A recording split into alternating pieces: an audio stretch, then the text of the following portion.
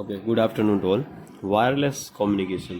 Okay, topic ચાલુ કરીએ છીએ આપણે wireless communication. Okay, wireless communication એટલે I2C communication. Okay, wireless communication એટલે I2C કોમ્યુનિકેશન એટલે કે વાયરલેસ કોમ્યુનિકેશનને I2C કોમ્યુનિકેશન પણ કહેવામાં આવે છે. ઓકે, હવે આરડીનો આપણે જોયું, બરાબર, પિન ડાયાગ્રામ પણ આપણે જોયો, બરાબર. તો આરડીનો મેગા પાસે I2C કોમ્યુનિકેશન માટે, ઓકે, ધ્યાનથી સાંભળજો, I2C કોમ્યુનિકેશન માટે બે પિન છે. ઓકે, પિન નંબર 20 અને 21, જેમાં પિન નંબર 20 જે છે એ છે SDA એટલે ડેટા લાઇન માટે છે, અને 21 પિન જે છે એ SCL એટલે કે ક્લોક લાઇન માટે છે, બરાબર. SCL ક્લોક લાઇન માટે છે. ઓકે, હવે વાયરલેસ કોમ્યુનિકેશન માટે ફંક્શન માટે વાયર એચ નામની હેડર ફાઇલને પ્રોગ્રામમાં સેટઅપમાં કોલ કરવું પડે છે, બરાબર. અહીંથી ચાલુ કરીએ. જે આપણે આ તમને કરાવું છું, જે આ વાયરલેસ કોમ્યુનિકેશન જે છે એ મોસ્ટ ટાઈમ ક્વેશ્ચન છે. ઓકે, આના ફંક્શન પણ તમને પૂછાય. Okay, wireless communication with function. Okay, તો ફંક્શન તમારે આ બધા લખવાના થાય. ઓકે, તો ફર્સ્ટ ફંક્શન જે છે એ વાયર ડોટ બિગિન. ઓકે, જ્યારે પણ આપણે ફંક્શનની શરૂઆત કરીએ, બરાબર, I2C વાયર કોમ્યુનિકેશનની શરૂઆત કરીએ આ ફંક્શન દ્વારા થાય છે, બરાબર. જો આ ફંક્શન દ્વારા I2C વાયર કોમ્યુનિકેશનની શરૂઆત થાય છે, બરાબર. જ્યારે પણ આપણે ફંક્શનની શરૂઆત કરીએ ત્યારે આ ફંક્શનથી શરૂઆત થાય છે. આ ફંક્શન છે વાયર ડોટ બિગિન, બરાબર, કોમા. ઓકે, I2C બસ કંટ્રોલર કે પેરિફેરલ તરીકે જોડાય છે. ઓકે, જે આ I2C બસ કંટ્રોલર જે છે એ પેરિફેરલ તરીકે જોડાય છે. હવે પેરિફેરલનો મિનિંગ મેં તમને આગળના લેક્ચરમાં પણ કીધો કે પેરિફેરલ ડિવાઇસ એટલે શું, કે વધારાના કમ્પોનેન્ટ, એક્સ્ટ્રા ડિવાઇસીસ, જેને આપણે પેરિફેરલ ડિવાઇસ કહીએ છીએ, બરાબર. તો આ જે I2C બસ કંટ્રોલર જે છે કે એ પેરિફેરલ તરીકે જોડાય છે, બરાબર. એટલે આપણે એક્સ્ટ્રા એને જોડીએ છીએ, બરાબર. નેક્સ્ટ ફંક્શન છે વાયર ડોટ એન્ડ, બરાબર. એટલે કે આ લાઇબ્રેરી ફંક્શનને ડિસેબલ કરે છે, બરાબર. આના માટે આટલું જ યાદ રાખવાનું છે કે આ વાયર લાઇબ્રેરીના ફંક્શનને ડિસેબલ કરે છે, બરાબર. Next wire dot request form, બરાબર. કંટ્રોલર ડિવાઇસ વડે આ ફંક્શનનો ઉપયોગ થાય છે, બરાબર. કંટ્રોલર ડિવાઇસ વડે આ ફંક્શનનો ઉપયોગ થાય છે. આ ફંક્શન વડે કંટ્રોલર પેરિફેરલ ડિવાઇસને બાઇટ મોકલવા માટે રિક્વેસ્ટ કરે છે, બરાબર. ખાલી તમારે આ જે મેઇન જે ફંક્શન તમને બોલું છું એના વિશે તમને ફંક્શન યાદ હોવું જોઈએ. તમને ફંક્શન યાદ હશે તો એના વિશે તમે લખી શકશો, બરાબર. ઓકે, તો આ પેરિફેરલ ડિવાઇસને બાઇટ મોકલવા માટે રિક્વેસ્ટ કરે છે, બરાબર, આ ફંક્શન. ઓકે, હવે સિન્ટેક્સ એટલે શું, તો કે માળખું, બરાબર. એક માળખું કે એક બંધારણ ગમે તે, બરાબર. તો આ જે સિન્ટેક્સ જે છે, બરાબર, એ તમને યાદ રહે તો ઠીક છે, બાકી આ તો ભૂલાવવું ના જ જોઈએ, બરાબર. સિન્ટેક્સ શું કહેવા માંગે છે, તો વાયર ડોટ રિક્વેસ્ટ ફોર્મ, બરાબર, એડ્રેસ, ક્વોન્ટિટી એન્ડ સ્ટોપ, અને ત્રણેય વિશે હવે લખવાનું છે એક લાઇનમાં. તો કે એડ્રેસ 7 બીટનું સ્લેવ એડ્રેસ છે, ક્વોન્ટિટી તો કે રિક્વેસ્ટમાં આવતી બાઇટની સંખ્યા. ઓકે, લાસ્ટમાં જે સ્ટોપ ફંક્શન હોય છે, ઓકે, સ્ટોપ જે એ ઇન્ડિકેટ કરે છે કે ટ્રુ હોય કે ફોલ્સ હોય, બરાબર, કે સાચું કે ખોટું, બરાબર. ઓકે, હવે નેક્સ્ટ જે છે ફંક્શન એ કે છે વાયર બિગિન ટ્રાન્સમિશન. આ ફંક્શન દ્વારા ટ્રાન્સમિશન શરૂ થશે. એની સિન્ટેક્સ છે wire dot begin transmission address, બરાબર. તો એડ્રેસ જે ડિવાઇસને ડેટા મોકલવાનો છે તે ડિવાઇસ, એટલે કે એડ્રેસ કેટલા બીટનું હશે, તો કે 7 બીટનું એડ્રેસ હશે, બરાબર. નેક્સ્ટ જોઈએ.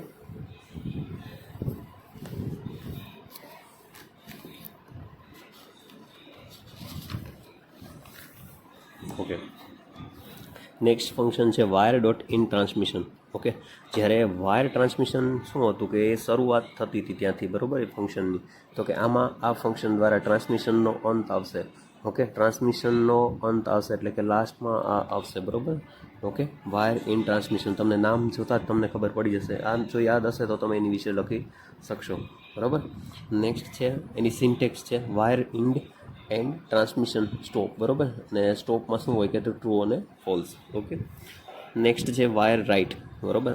આ ફંક્શન દ્વારા પેરિફેરલ ડિવાઇસ કંટ્રોલર ડિવાઇસને ડેટા મોકલે છે. ઓકે, અને એની સિન્ટેક્સ છે વાયર ડોટ રાઇટ, એટલે કે ત્રણેય વેલ્યુ હશે, ત્રણેય ફંક્શનમાં હશે, જે વેલ્યુ હશે, સ્ટ્રિંગ હશે અને ડેટા અને લેન્થ હશે. બરાબર. એની વિશે હવે લખવાનું હોય આપણે, તો કે વેલ્યુ એટલે સિંગલ બાઇટની વેલ્યુ હોય, સ્ટ્રિંગ એટલે કે એક કરતાં વધારે બાઇટની વેલ્યુ, જેમ કે હેલો. ઓકે, ડેટા તો કે એરેના ફોર્મમાં હશે, લેન્થ તો કે એરેના બાઇટની સંખ્યા. બરાબર, આટલું લખવાનું થાય. ઓકે, પછી છે રીડ. બરાબર, ફંક્શન છે, નેક્સ્ટ ફંક્શન છે read, wire dot read. Okay, આ ફંક્શન દ્વારા પેરિફેરલ ડિવાઇસને મોકલેલ ડેટાને રીડ કરી શકાય છે. બરાબર, આરએસ મીન્સ રીડ કરી શકાય છે. ઓકે, પછી નેક્સ્ટ ફંક્શન છે વાયર અવાઇલેબલ. બરાબર, વાયર ડોટ અવાઇલેબલ, તો કે આ ફંક્શન દ્વારા જાણવા મળે છે કે કેટલા બાઇટ વાયર રીડ દ્વારા મોકલી શકાશે. બરાબર. ઓકે, નેક્સ્ટ છે વાયર સેટ ક્લોક. ઓકે, આ ફંક્શન દ્વારા I2C કોમ્યુનિકેશન માટે ક્લોક ફ્રીક્વન્સી બદલી શકાય છે. જ્યારે પણ ક્લોક ફ્રીક્વન્સી બદલવાની વાત આવે ત્યારે આ ફંક્શનનો ઉપયોગ કરવામાં આવે છે. બરાબર, એની સિન્ટેક્સ છે વાયર ડોટ સેટ ક્લોક. બરાબર, ક્લોક ફ્રીક્વન્સી, તો ક્લોક ફ્રીક્વન્સી જે સેટ કરવી હોય તે બે મોડમાં હોય. બરાબર, એક સ્ટાન્ડર્ડ મોડ માટે 1000 હર્ટ્ઝ હોય. બરાબર, ફ્રીક્વન્સી શેમાં મેજર થાય તો કે હર્ટ્ઝમાં. બરાબર, અને ફાસ્ટ મોડ માટે 4000. બરાબર, સ્ટાન્ડર્ડ મોડ માટે 1000 ને ફાસ્ટ મોડ માટે 4000. બરાબર, ક્લોક ફ્રીક્વન્સી.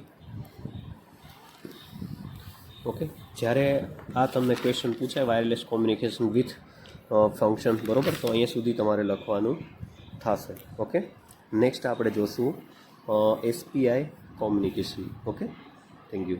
ઓકે, નાવ SPI કોમ્યુનિકેશન. એક્ઝામમાં ક્વેશ્ચન પૂછે કે SPI કોમ્યુનિકેશનના ફંક્શન લખો. ઓકે, તો ફંક્શન, ફર્સ્ટ ફંક્શન છે SPI ડોટ બિગિન. તો SPI બસને જ્યારે ઇનિલાઇઝ કરે છે, ઓકે, તો ત્યારે 3 મોડ હોય છે. ઓકે, SCK, MOSI અને SS. જે MSK છે એ લો ઇન્ડિકેટ કરે છે, MOSI જે છે લો ઇન્ડિકેટ કરે છે, અને SS છે એ હાઈ ઇન્ડિકેટ કરે છે.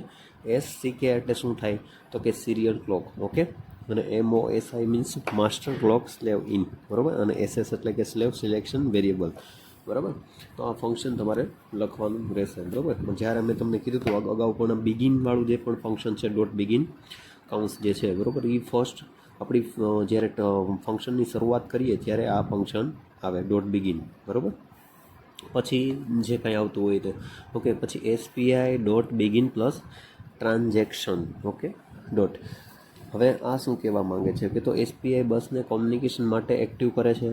પછી SPI બિગિન પછી આ ફંક્શન કોલ કરવામાં આવે છે. બરાબર, બિગિન પછી આ ફંક્શનને કોલ કરવામાં આવે છે. બરાબર, એટલે કે બિગિન પછી આ ફંક્શન આવે છે. બરાબર, લાઇન બાય લાઇન આ ફંક્શન આપણે યાદ રાખવાનું. બરાબર, થર્ડ ફંક્શન છે કે SPI ઇન ટ્રાન્ઝેક્શન. ઓકે, જ્યારે ટ્રાન્ઝેક્શન હોય ત્યારે એની શરૂઆત થતી હોય અને એન્ડમાં શું આવે તો કે એન્ડ ટ્રાન્ઝેક્શન. ઓકે, તો કે SPI બસનો ઉપયોગ બંધ થાય છે. હવે ઉપયોગ બંધ થાય, SPI બસનો ઉપયોગ બંધ થાય છે આ ફંક્શનથી. બરાબર, નેક્સ્ટ છે SPI એન્ડ કાઉન્સ. બરાબર, તો SPI બસને ડીએક્ટિવ કરે છે. બરાબર, આ બે વચ્ચેનો ડિફરન્સ ખાસ યાદ રાખજો. આ SPI બસનો ઉપયોગ બંધ થાય છે.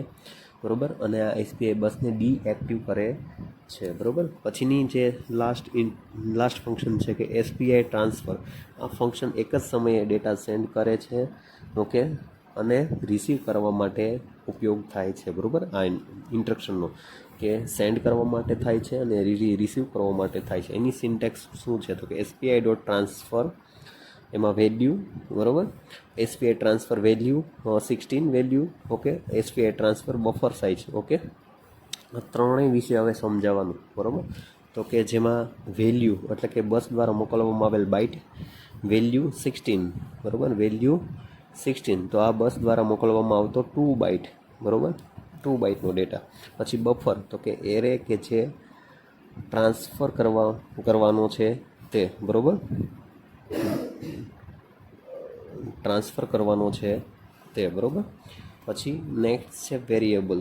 તો કે વેરિયેબલ ડેટા સ્ટોર કરવા માટે ઉપયોગમાં લેવાય છે. બરાબર, વેરિયેબલ જે છે એ વેરિયેબલ ડેટા સ્ટોર કરવા માટે ઉપયોગમાં લેવાય છે. બરાબર, વેરિયેબલમાં રહેલ વેલ્યુ પ્રોગ્રામને એક્ઝિક્યુટ એજ્યુકેશન દરમિયાન બદલાતી રહે છે, બરાબર. આપણે પ્રોગ્રામ એક્ઝિક્યુશન કરીએ, બરાબર, ત્યારે એની વેલ્યુ બદલાતી રહે છે. એની સિન્ટેક્સ શું છે? તો કે સિન્ટેક્સ ડોટ ફોર વેરિયેબલ, તો કે data type name variable, for example value, બરાબર. પછી નેક્સ્ટ છે વેરિયેબલ સ્કોપ, બરાબર. ફર્સ્ટ તો કે લોકલ વેરિયેબલ. જો કોઈ વેરિયેબલ ફંક્શન કે કોડના બ્લોકમાં વ્યાખ્યાયિત હોય તો તેને લોકલ વેરિયેબલ કહે છે, બરાબર.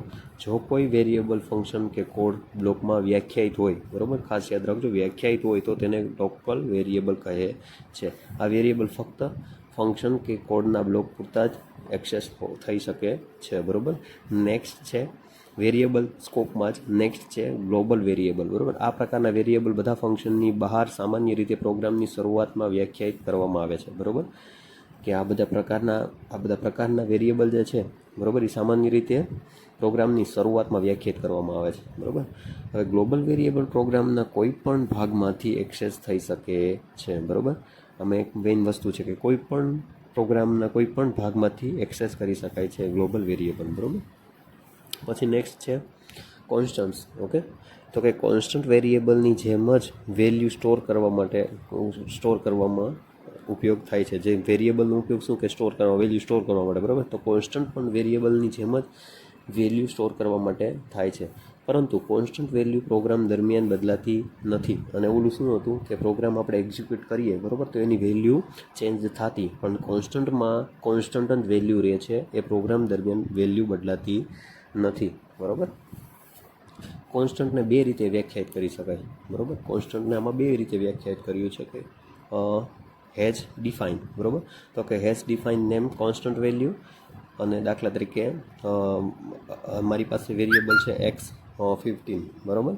તો કે એક્સ નામના કોન્સ્ટન્ટ વેલ્યુમાં 15 સ્ટોર થાય છે, બરાબર. એક્સ નામનો જે પણ કંઈ વેરિયેબલ છે, આ છે વેરિયેબલ, આ છે વેલ્યુ, બરાબર. તો એક્સ નામના કોન્સ્ટન્ટમાં વેલ્યુ 15 સ્ટોર થાય છે, બરાબર. અને બીજું છે કોન્સ્ટન્ટ, બરાબર. કોન્સ્ટન્ટ INT લીડ પિન 13, બરાબર. તો કોન્સ્ટન્ટ ફ્રૂટ PI, જો આની વેલ્યુ શું થાય કે તો 3.14, બરાબર, 1415, એટલે એની વેલ્યુ બાઇટમાં અને એટલી વેલ્યુ થાય, બરાબર. તો બે પ્રકારે આને વ્યાખ્યાયિત કરી શકાય છે, તમને દર્શાવ્યું છે, બરાબર. ઓકે. નેક્સ્ટ જે છે એ છે data types, okay. Data type variable કયા પ્રકારનો ડેટા ધરાવે છે તે દર્શાવે છે, બરાબર. ડેટા કયા પ્રકારનો વેરિયેબલ ધરાવે છે, બરાબર, તે દર્શાવે છે. ડેટા ટાઈપ પરથી નક્કી થાય છે કે વેરિયેબલ કેટલી મેમરી જોઈ છે. જુદા જુદા ડેટા ટાઈપ માટે મેમરી એલોકેશન અલગ અલગ થાય છે, બરાબર. હવે આ જે પણ કાંઈ મટીરિયલ છે એકવાર તમે ખાલી રીડ કરી લેશો ને તોય પણ તમારે કાંઈ પ્રોબ્લેમ નહીં થાય, બરાબર. ડેટા ટાઈપમાં અલગ અલગ જે કાંઈ પણ ફંક્શન છે એ આપણે વન બાય વન જોઈએ. તો કે વોઇડ, બરાબર. આ કીવર્ડ વડે આ જે પણ કંઈ કીવર્ડ આપી છે તો કે વોઇડ ફર્સ્ટ જે કીવર્ડ છે કે આ કીવર્ડ વડે ફક્ત ફંક્શન ડિક્લેર કરવામાં આવે છે, બરાબર. આ કીવર્ડ વડે ફક્ત ફંક્શન ડિક્લેર કરવામાં આવે છે. વોઇડ નામ પરથી ખ્યાલ આવે કે ફંક્શન વડે કોઈ ઇન્ફોર્મેશન રિટર્ન થશે નહીં, બરાબર. પછી છે બુલ, તો કે લોજિકલ 8 બીટની, બરાબર. તો logical true or false type. ટ્રુને એક વડે દર્શાવાય, બરાબર, અને ફોલ્સને 0 વડે દર્શાવવામાં આવે છે, બરાબર. અને 1 બાઇટ જેટલી મેમરી જોઈએ, બરાબર છે એમાં બુલમાં, બરાબર. હવે બાઇટ 8 બીટની, બરાબર. અનસાઇન નંબર સ્ટોર કરવા માટેનો ઉપયોગ થાય છે, બરાબર. 1 બાઇટ જેટલી મેમરી આ પણ રોકે છે. તેની રેન્જ શું હોય કે 0 થી 255ની રેન્જ હોય છે, બરાબર. પછી એ ચેર, તો કે એ 8 બીટનું હોય, 1 બાઇટ જેટલી મેમરી જોઈએ આમાં પણ, બરાબર. પછી આલ્ફાબેટ, સ્પેશિયલ સિમ્બોલ કે નંબર કે એને સ્ટોર કરવા માટે ઉપયોગમાં લેવાય છે, બરાબર. પછી એ સાઇન ડેટા ટાઈપ છે, તેની રેન્જ શું છે તો કે -28 થી +127 છે, બરાબર આમાં, ઓકે. હવે અનસાઇન ચેર, બરાબર. તો ઓકે, નેક્સ્ટ છે અનસાઇન ચેર. તો એની રેન્જ શું, એ 8 બીટનું હોય છે. બાઇટ ડેટા ટાઈપ જેવું જ છે, 1 બાઇટ જેટલી જગ્યા રોકે છે, બરાબર. અને તેની રેન્જ છે 0 થી 255, બરાબર. નેક્સ્ટ છે INT, જેની સાઇઝ શું છે તો કે 16 બીટ અને તેની રેન્જ છે -2^-15, એટલે કે -32,768 થી 2^+2^15, બરોબર. અને એની રેન્જ શું છે તો કે +32,767 છે, બરોબર. હવે તે મેમરીમાં 2 બાઇટ જેટલી જગ્યા રોકે છે, બરોબર. આ ખાસ યાદ રાખજો. અહીંયા આગળ શું હતું, 1 બાઇટની અત્યાર સુધી જગ્યા રોકતી હતું ફંક્શન, બરોબર. હવે આ 2 બાઇટ જેટલી જગ્યા રોકે છે અને સાઇન્ડ એરિથમેટિકમાં ઉપયોગ થાય છે, બરોબર, INT ફંક્શન.